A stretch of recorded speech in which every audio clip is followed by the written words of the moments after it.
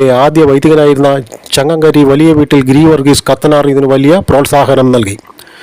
പാണ്ടങ്കരി ഊരമ്പേലിൽ കുര്യന്തരകൻ, എളത്ത് തെക്കേടത്ത് പോത്തൻ മാപ്പിള, വെട്ടുതോട്ടുങ്കൽ തൊമ്മി മാപ്പിള, ചെക്കിടിക്കോട് മൈത്തുക്കളത്തിൽ മാമൻ മാപ്പിള തുടങ്ങിയവരാണ് പള്ളി സ്ഥാപിക്കാനുള്ള ശ്രമങ്ങൾക്ക് നേതൃത്വം നൽകിയത്. കൊടുങ്ങല്ലൂർ അതിരൂപതയുടെ കീഴിലായിരുന്നു കല്ലൂർ കടവ് ഉൾപ്പെടെയുള്ള പല ഇടവകകളും വാരാപ്പുഴയുടെ കീഴിലേക്ക് മാറിയിരുന്നു. സ്വന്തമായി ഒരു പള്ളി പണിയുന്നതിന് വിശ്വാസികൾ വാരാപ്പുഴ അതിരൂപതയെ സമീപിക്കുകയും അന്ന് 2 അതിരൂപ ഭരണാധികാരികൾ ഫാദർ റയമണ്ട് പള്ളി പണിയുന്നതിന് കാനോനിക അനുമതി നൽകുകയും ചെയ്തു. ചരിത്രം വ്യക്തമാക്കുന്നു. ഇതേ തുടർന്ന് 1810 സെപ്റ്റംബർ 23 പമ്പയാറിൽ വടക്കോട്ടൊഴിയുന്ന കൈവഴിയുടെ പടിഞ്ഞാറ തീരത്ത് പുതിയ പള്ളിയുടെ ശിലാസ്ഥാപനം നടത്തി.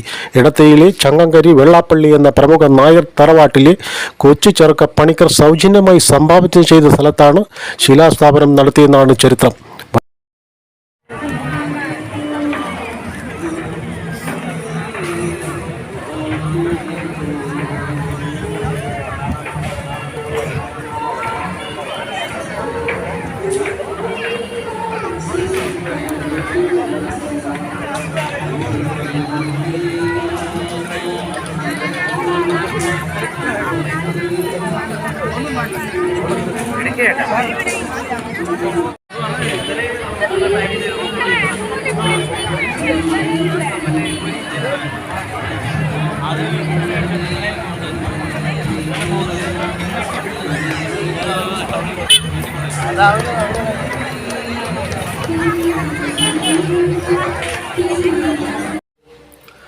പള്ളി സ്ഥാപിച്ചെങ്കിലും പള്ളിയിൽ വയ്ക്കാൻ ഗീവർഗീസിന്റെ ഒരു രൂപം വിശ്വാസികൾക്ക് ലഭിച്ചില്ല. അതിനായി നടത്തിയ അന്വേഷണങ്ങളെ തുടർന്നാണ് പുരാതനായ ഇടപ്പള്ളി സെന്റ് ജോർജ് ദേവാലയത്തിൽ വിശുദ്ധന്റെ 1-ലധികം രൂപങ്ങൾ ഉണ്ടെന്നറിഞ്ഞ് ഇടവകയിലെ പുരോഹിതനായിരുന്ന വലിയ വീട്ടിൽ ഗീവർഗീസ് ഏട്ടിന്റെയും ഒരു സംഘം ആളുകളും വാരാപ്പുഴ രൂപതാധ്യക്ഷന്റെ അനുമതിയോടെ 2 കളി വള്ളത്തിലായി ഇടപ്പള്ളിയിലേക്ക് പോവുകയും തൊഴിൽച്ചിൽക്കാരെ ഭക്ഷണം തയ്യാറാക്കുന്നതിനായി കടവിൽ നിർത്തിയിട്ട് മറ്റുള്ളവർ പള്ളിയിലെത്തി വികാരച്ചനെ കണ്ടു കാര്യങ്ങൾ ചർച്ച ചെയ്യുകയും ചെയ്തു.